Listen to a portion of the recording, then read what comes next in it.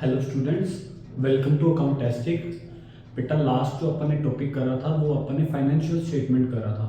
तो आज अपन समझेंगे कुछ फाइनेंशियल स्टेटमेंट एनालिसिस के बारे में, राइट। देखेंगे बेटा ध्यान से।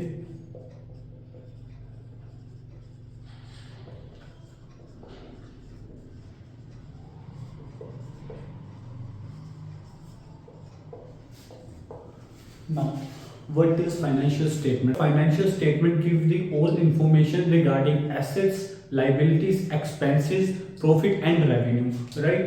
तो आज अपन देखेंगे भी फाइनेंशियल स्टेटमेंट एनालिसिस के लिए अपने को क्या क्या चीजें जरूरी है। एज वी नो, जो फाइनेंशियल स्टेटमेंट होती है बेटा, उसमें अपन जो डिस्कस करते थे that is regarding assets, liabilities, income, expenses, profit, gains. कुछ इन चीजों के बारे में अपन ने सारा डाटा जो समराइज करता था वो करता था फाइनेंशियल स्टेटमेंट। आज अपन देखेंगे फाइनेंशियल स्टेटमेंट एनालिसिस क्या होता है। बेटा analysis and interpretation of the financial statement is known as financial statement analysis. ठीक है, ध्यान रखेंगे। लेकिन there are number of tools and method is used to analyse the financial statement. बेटा कुछ मेथड्स हैं,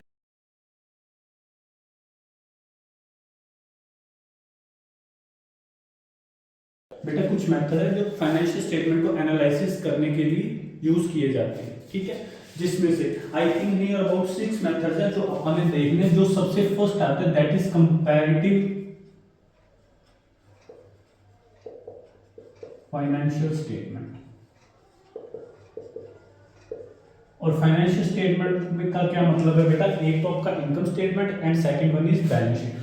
दोनों को इंक्लूड करके एक अपना जो मेथड यूज किया जाता है एनालिसिस करने के लिए that is comparative financial statement. जो सेकंड नेक्स्ट मेथड आता है बेटा दैट इज कॉमन साइज।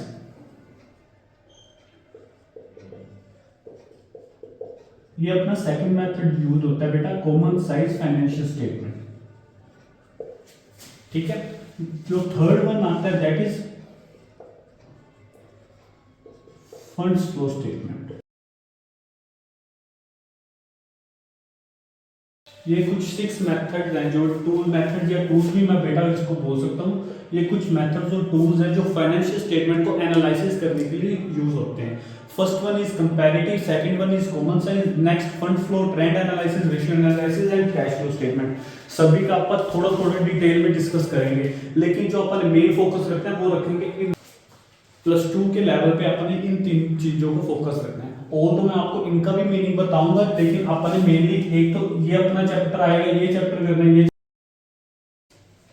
इन चारों चीजों को अपन ने देखना ध्यान से। ठीक है, और ये जो फंड फ्लो स्टेटमेंट और ट्रेंड एनालिसिस क्या होता है इसके बारे में मैं आपको थोड़ा थोड़ा ओवरव्यू दे दूंगी इसके रिगार्डिंग। ठीक है, अब सबसे पहले तो आप बात करते हैं comparative financial statement. Comparative financial statement बेटा वर्ड आया कंपैरिजन से, यानी कि अपन ने कंपैरिजन करना है फाइनेंशियल स्टेटमेंट को। आइदर या तो वो इस बेस ईयर की होगी या होगी करंट ईयर की।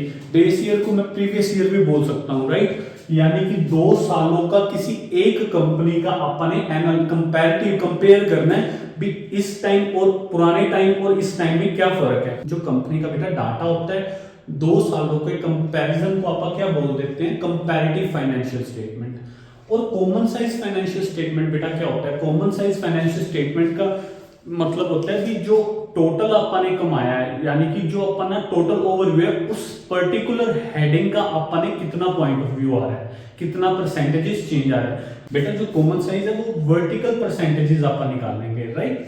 नाउ फंड फ्लो स्टेटमेंट क्या होता है, फंड फ्लो स्टेटमेंट होता है outflow and inflow of the fund. एक स्टेटमेंट आती है जो आउटफ्लो और इनफ्लो ऑफ द फंड बताती है, that is fund flow statements. Next आता है trend analysis. Now trend analysis क्या होता है बेटा, आप पिछले साल के डाटा के बेसिस पे जब भी देखेंगे भी ट्रेंड कितना चेंज हुआ है। जैसे मैंने आपको बताया जो कॉमन साइज में वर्टिकल आप देखते हैं, लेकिन जो ट्रेंड एनालिसिस में आप एनालिसिस करेंगे वो हॉरिजॉन्टल किया जाता है, राइट। पिछले सालों के डाटा का ट्रेंड लेके आप एनालिसिस करते हैं। नेक्स्ट आता है अपने पास रेशियो एनालिसिस। रेशियो एनालिसिस क्या होता है बेटा, रेशियो एनालिसिस में कुछ 4 तरह की रेशियोज आती है जो अपन ने सीखनी है। ठीक है, एक तो आती है करंट रेशियोज। नेक्स्ट आती है अपनी एक्टिविटी रेशियो, उसके अलावा अपने पास आएगी सोल्वेंसी रेशियो, और लास्ट में जो अपन ने पढ़नी है that is profitability ratio, right. और लास्ट पे अपन ने आता है कैश फ्लो स्टेटमेंट। बेटा इन दोनों की टेंशन मत ले, नेक्स्ट चैप्टर जो अपन करेंगे वो रेशियो एनालिसिस और कैश फ्लो स्टेटमेंट का ही करेंगे। कैश फ्लो स्टेटमेंट क्या होता है? Statement which tells us the outflow or inflow of the cash, that is known as cash flow statement, right? I hope आपको थोड़ा थोड़ा सभी के बारे में पता लग गया होगा, ठीक है। नाउ आप देखते हैं कंपैरेटिव फाइनेंशियल स्टेटमेंट आप कैसे बनाते हैं। अब कंपैरेटिव फाइनेंशियल स्टेटमेंट में बेटा दो अपने बनानी है, that is comparative balance sheet और कंपैरेटिव इनकम स्टेटमेंट। मैं दोनों का फॉर्मेट एक एग्जांपल के तौर पे समझाने की ट्राई करूंगा कि आपने कैसा करना है, राइट। देखो बेटा ध्यान से, फॉर्मेट इसका कुछ नहीं है, फॉर्मेट वेरी इजी। जैसे अपने बैलेंस शीट का फॉर्मेट सीखा था सेम उसी स्टेटमेंट में करना है, लेकिन इस बार 2 कॉलम्स नहीं बनाएंगे, इस बार आप 4 कॉलम्स बनाएंगे, इस बात का ध्यान रखना है, ठीक है। फर्स्ट अवर पर्टिकुलर, देन आप लिखेंगे बेस ईयर। बेस ईयर होता है बेटा छोटा सा। देन आप लिखेंगे करंट ईयर। करंट ईयर कौन सा होता है? जो अपकमिंग जो चल रहा होता है साल, उसको आप करंट ईयर बोल देते हैं। फॉर एग्जांपल जो बड़े वाला साल है दैट इज 2021, राइट। बेटा आप लिखेंगे एब्सोल्यूट चेंज, और लास्ट पे आता है बेटा अपना percentage change. Point is that sir ये डाटा तो अपने को स्टेटमेंट में ही दिया होगा, क्वेश्चन में ही प्रोवाइड करेंगे, लेकिन ये वाला कैसे बनाना इसको आप देखते हैं। देखो बेटा, अगर आपने फाइनेंशियल स्टेटमेंट की वीडियो देखी है तो आपको अब तक हेडिंग याद होगी भी इक्विटी एंड लायबिलिटीज, दो हेडिंग होती हैं,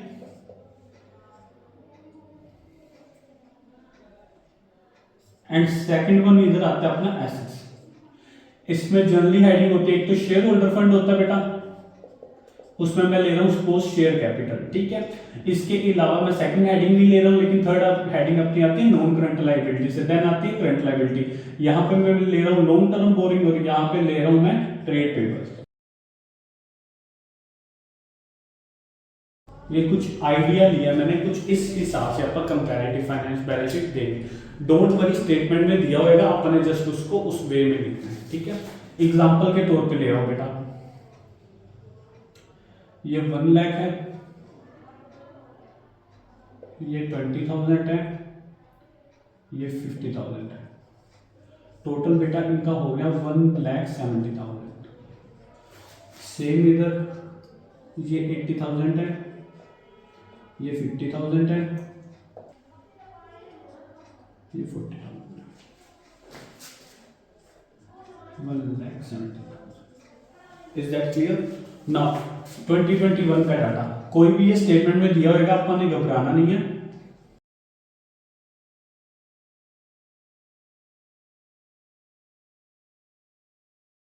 बेटा मेरे पास डाटा दिया हुआ है, ये स्टेटमेंट में आपको प्रोवाइड अप होगा। सबसे पहले पॉइंट आता है बेटा एब्सोल्यूट चेंज कैसे निकालते हैं।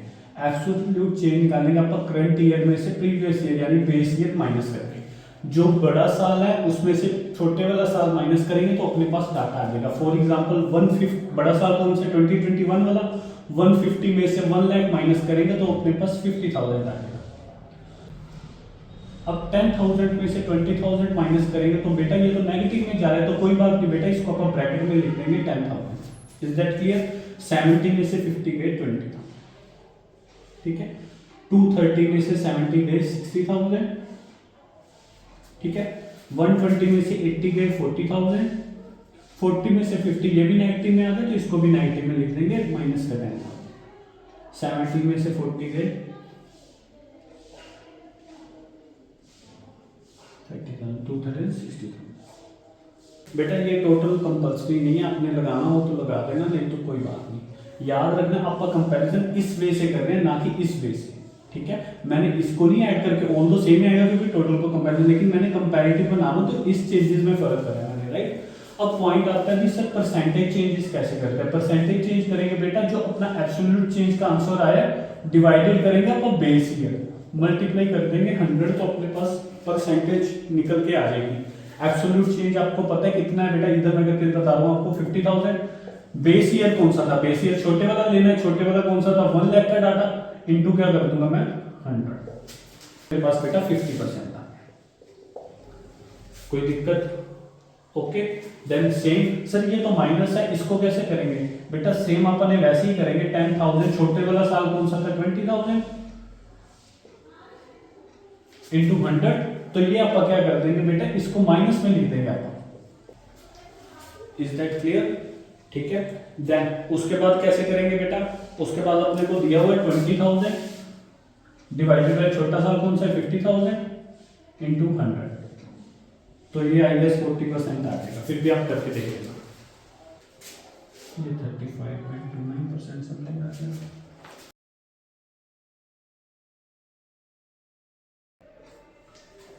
कुछ इस हिसाब से अपने करना है। आई होप आपको कंपैरेटिव बैलेंस शीट समझ में आई होगी, राइट। तो सेम अपन ने देखना है कंपैरेटिव इनकम स्टेटमेंट कैसे करते हैं, ठीक है। सेम बेटा इसका भी डाटा आपको स्टेटमेंट में दिया होगा, आपने कोई चेंजेस नहीं करनी, सेम डाटा उतारने की ट्राई करना है। डाटा आपको पता है जनरली कौन सा होता है, revenue from operation, other income, total income, cost and amortisation, finance cost and blah blah stuff, right. इस तरह से अपन फाइनेंशियल इनकम स्टेटमेंट का डाटा अपने याद करा था, राइट। तो अब आप देखेंगे भी इसको कैसे करते हैं। जनरली जो क्वेश्चन में स्टेटमेंट दिए होंगे ना बेटा, वो दिए होंगे जीपी के बेसिस पे। अब जीपी आ गए तो अपने ये नहीं है फॉर्मेट ट्रेडिंग पीएनएल का बनाएंगे, नहीं, आप बनाएंगे इनकम स्टेटमेंट का, लेकिन करेंगे कैसे उस चीज का बेटा ध्यान रखना। देखो अगर तो सिंपल डाटा है तो कोई दिक्कत नहीं है, लेकिन अगर दूसरा डाटा तो अपने कैसे करेंगे बेटा, देखो ध्यान से। फॉर्मेट सेम अपने 4 बनाने हैं कॉलम्स,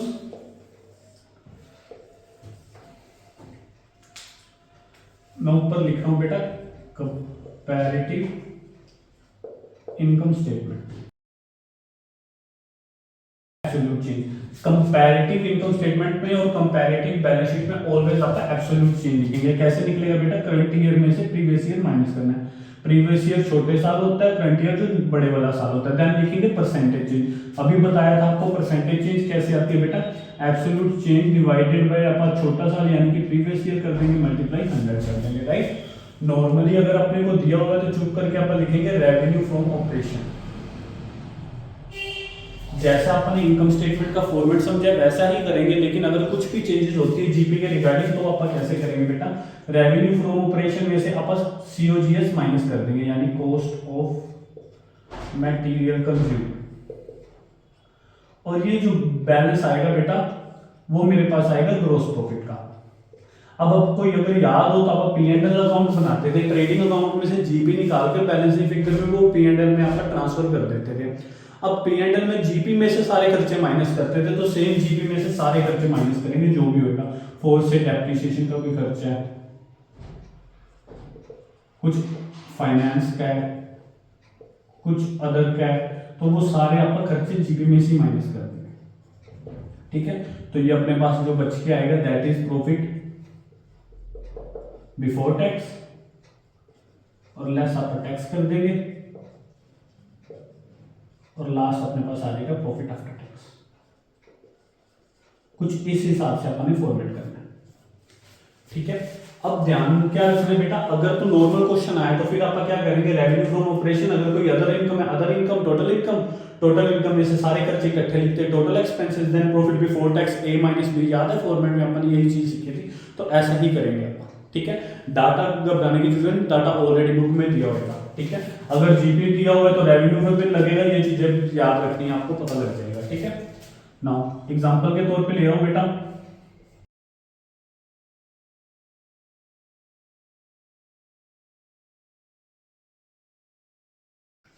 कुछ इस हिसाब से अपन ने डाटा लिखना है।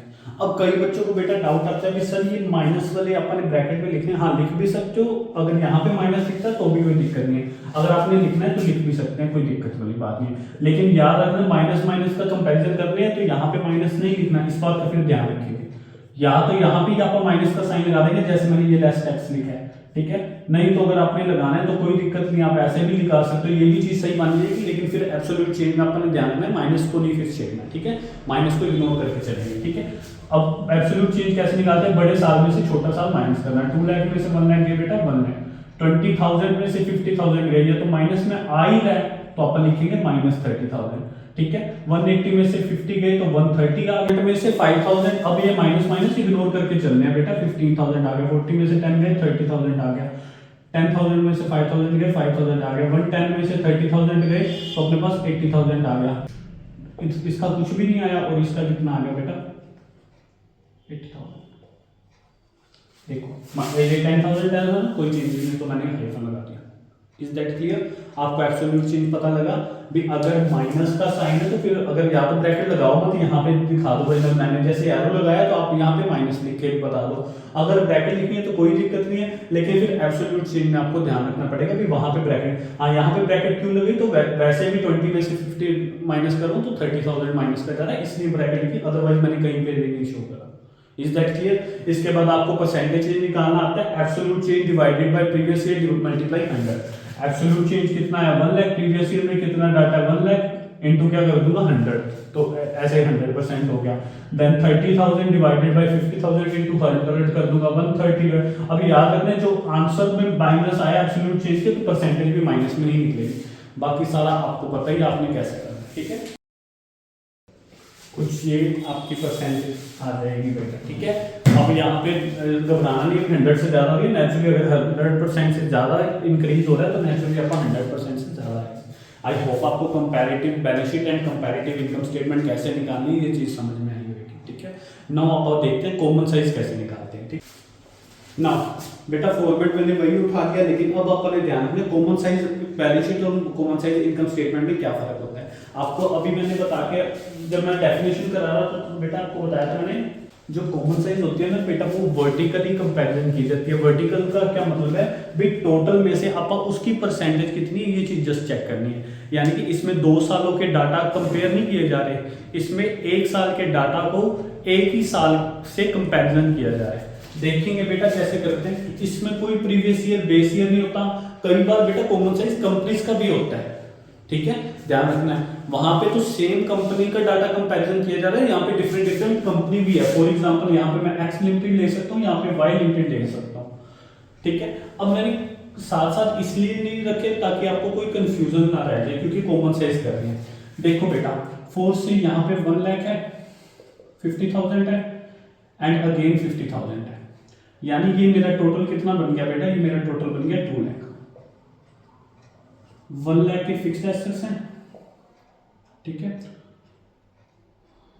और 1 लाख की मेरा कैश एंड कैश इक्विवेलेंट है। मैं इन्वेस्टमेंट इस बार इग्नोर कर रहा हूं, ठीक है। तो टोटल मेरा 2 लाख आ गया। अब देखो कॉमन साइज में क्या करते हैं। कॉमन साइज में अपन यहाँ पे सीधा कोई एब्सोल्यूट चेंज नहीं होता, यहाँ पे लिखेंगे परसेंटेज चेंज। क्या लिखेंगे बेटा, परसेंटेज चेंज।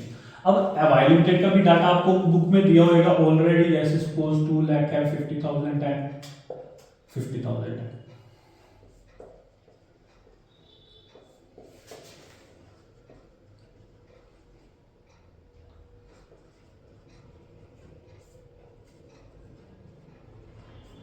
ये आपको ऑलरेडी बुक में दिया है। अब क्या करना है, जो अपना टोटल है उसको क्या आप मान के चलेंगे 100%। उसको क्या मान के चलेंगे बेटा 100%। पिछली बार मैंने आपको कंपैरेटिव में बताया था कि आप टोटल लगा भी सकते हो, नहीं भी लगा सकते, लेकिन इसमें कंपल्सरी है बेटा, इसमें इसको 100% करना ही पड़ेगा।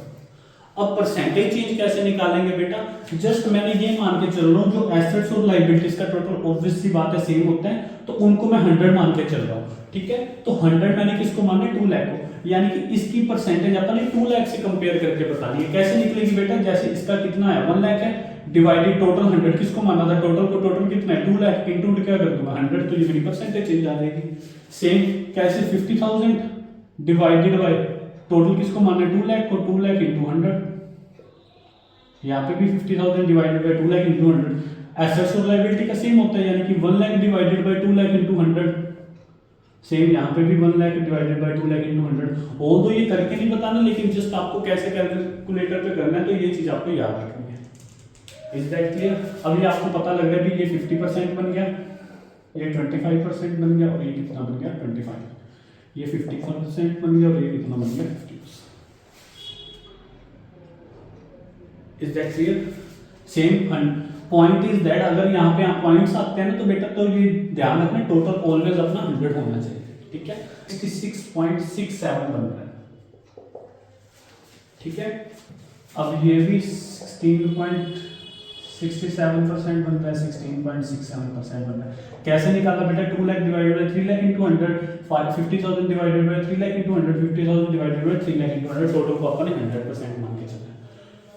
अब ध्यान रखना, ये देखोगे ना आप तो ये टोटल 100% नहीं बनेगा, ये 100.01% बनेगा, क्योंकि 7/3 21.1% ज्यादा है। तो इसलिए मेरे को टोटल 100 करना है, तो इसको किसी को भी मेरे को चेंज करना बनेगा। फॉर एग्जांपल यहाँ पे मैं 6 कर सकता हूँ, तो ये देखोगे तो आप टोटल इसको टोटल करोगे ना बेटा, तो टोटल 100% बन जाएगा। इस चीज में ध्यान रखना है कि कॉमन साइज में टोटल जो अपन ने करना है बेटा, उसका टोटल ऑलवेज 100 बनना चाहिए अगर पॉइंट्स में आंसर आ रहे हैं तो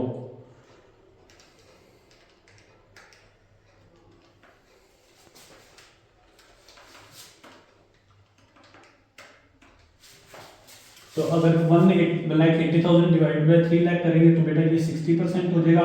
1,20,000 और 3 लाख करेंगे दैट इज 40%। यहाँ पे तो टोटल पॉइंट्स में आया नहीं, तो इसकी अपने को जरूरत भी नहीं पड़ेगी। आई होप आपको कॉमन साइज समझ में आई होगी। नाउ पॉइंट आता है कि सर इनकम स्टेटमेंट में तो टोटल कई तरह के हैं, प्रॉफिट आफ्टर टैक्स भी टोटल होता है, प्रॉफिट बिफोर टैक्स भी होता है। अगर दूसरा फॉर्मेट आ गया, टोटल एक्सपेंसेस भी होएगा, टोटल इनकम भी होएगा, तो उस केस में अपन ने क्या करना है, याद रखना है।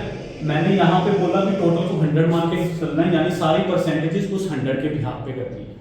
अब जब भी कॉमन साइज इनकम स्टेटमेंट करेंगे बेटा, ऑलवेज रिमेंबर भी अपन 100 ऑलवेज सेल को मान के चलेंगे। सेल तो हर क्वेश्चन में दिया होगा बेटा, तो अपन ने याद रखना है कि कॉमन साइज इनकम स्टेटमेंट में ऑलवेज 100 किसको मान के चलेंगे, सेल को।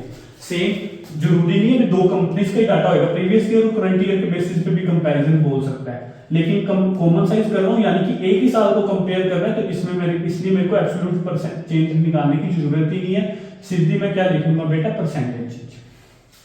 अब सेम सपोज कोई भी डाटा दिया हो, जैसे 1 लाख है, 20,000 cost of material consumed, profit आपका 80,000 आ गया, ठीक है।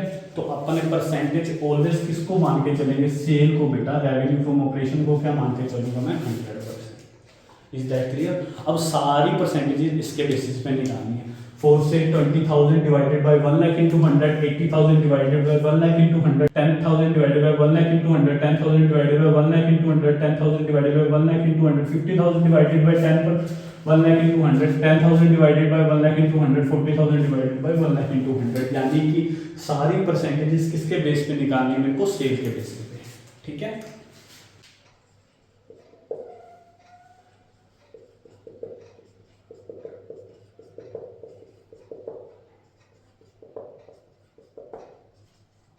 तो ये कुछ इस तरह से आपकी कॉमन साइज बैलेंस शीट बनेगी। सेम दूसरे साल का आपको डाटा दिया होगा तो अपने सेल को 100 मान लेना और नॉर्मल क्वेश्चन कर देना। अगर दूसरा फॉर्मेट आता है, revenue from operation, other income total, then सारे खर्चे total, then profit before tax A minus B करके, जैसे मैंने आपको फॉर्मेट में सिखाया था। इस चीज में अपने याद रखना है बेटा कि जब भी अगर बाय चांस रेवेन्यू को मैं 100 मानता हूं, तो अगर अदर इनकम आती है तो अनडाउटली टोटल इनकम 100 से ज्यादा होगी। तो इसमें पॉइंट्स जैसे मैंने यहाँ पे बताया 100 टोटल आना चाहिए, यहाँ पे ना मिलाने लग जाना, ठीक है। पॉइंट का कोई डेसिमल का इतना फर्क नहीं करेगा क्वेश्चन आपके लेवल में, ठीक है। ध्यान रखना, जस्ट अपने रिमेंबर रखना, अगर अदर इनकम भी होती है, टोटल इनकम अगर 100 से ज्यादा भी हो जाता है तो कोई दिक्कत नहीं है, लेकिन ऑलवेज सेल को ही मैं 100% मान के चलूंगा, ठीक है। इस चीज का बेटा खास ध्यान रखना। आई होप आपको common size, comparative and common size समझ में आया होगा, ठीक है। कंपैरेटिव में अपन ने कंपैरेटिव बैलेंस शीट देखी जहां पे एब्सोल्यूट चेंज और परसेंटेज चेंज निकालनी सीखी थी। यहाँ पे अपन ने कॉमन साइज देखी जहां पे अपन ने वर्टिकल डिफरेंसेस देखा, भी टोटल को अपन 100 मान के और या सेल को 100 मान के एक सिंगल यूनिट्स का अपन निकाल सकते हैं, ठीक है। आई होप आपको ये वाली सारी चीजें समझ में आई होगी, ठीक है। मैंने 6 मेथड्स आपको बताए थे भी एनालिसिस फाइनेंशियल स्टेटमेंट को कैसे करते हैं, जिसमें से कंपैरेटिव 2 मेथड अपन ने सीख लिए, कंपैरेटिव एंड कॉमन साइज। इसके अलावा trend analysis end fund flow statement आपके पार्ट्स नहीं है, लेकिन जो ratio analysis and cash flow statement है वो +2 के लेवल में आपके चैप्टर्स में इंक्लूडेड है, जो अपन ने सीखने हैं। जो नेक्स्ट टॉपिक करेंगे वो बेटा रेशियो एनालिसिस का करेंगे एंड देन वन अपन कैश फ्लो स्टेटमेंट देखेंगे, ठीक है। आई होप आपको ये वाला टॉपिक क्लियर हो जाएगा बेटा। पेपर में इसकी वेटेज बहुत ज़्यादा, तो आई होप आपको बहुत सिंपल सी कैलकुलेशंस करनी है और कुछ भी नहीं है, ठीक है। ध्यान से इसको रिवाइज करो।